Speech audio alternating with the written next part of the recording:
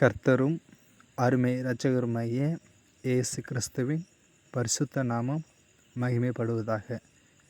இன்றைய நாள் நமது எஜமானின் கையில் உள்ளது. எனக்கு கிடைத்த இந்த வாழ்க்கை தேவன் தந்தது. அதை அவருக்கே முழுமையாக தந்தேன். இப்போது கடந்த காலத்தில் அவரை ஏற்றபோது அதன் காரணமாக ஒவ்வொரு நாளும் அவரில் நிலை கொண்டு அவர் நினைப்பாகவே இருக்கிறது. என்னமோ தெரியலை, எல்லாவற்றையும் மறந்து தங்க தெய்வம், சிங்காசன சிங்கம், உலக கதாநாயகனும் ஆகிய இயேசு கிறிஸ்துவை அதிகமாக நினைவு கூர்ந்து உலக அன்பின்படி அகாப்பே அன்பை கொஞ்சனும் போல் இருக்கிறது.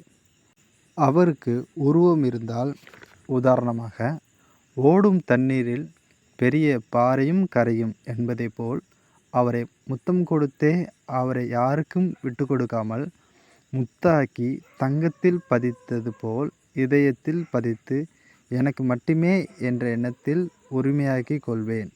ஆனால் இவர் எனக்கு மட்டும் கதாநாயகன் இல்லை, இவர் உலகத்தின் காந்தக்கண்.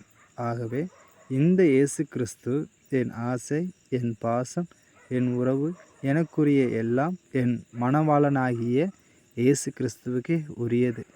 எனவே என் பேச்சு, என் மூச்சு, என் செயல் எல்லாவற்றையும் அவருக்கே அர்ப்பணிக்கிறேன். அவன் மின்னல் போன்றவன், அதிவேகம் செல்பவன். அவன் மின்னல் போன்றவன், அதிவேகம் செல்பவன். அவன் பறந்து வருபவன், எரிமலையை போன்றவன்.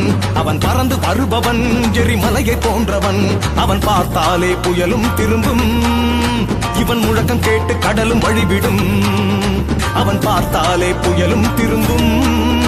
இவன் முழக்கம் கேட்டு கடலும் வழிவிடும். வெள்ள குதிரை மேல ஒரு வீரம் வரான் பாரு. வில்ல கையில் ஏந்தி அவன் பாஞ்சி வரான் பாரு.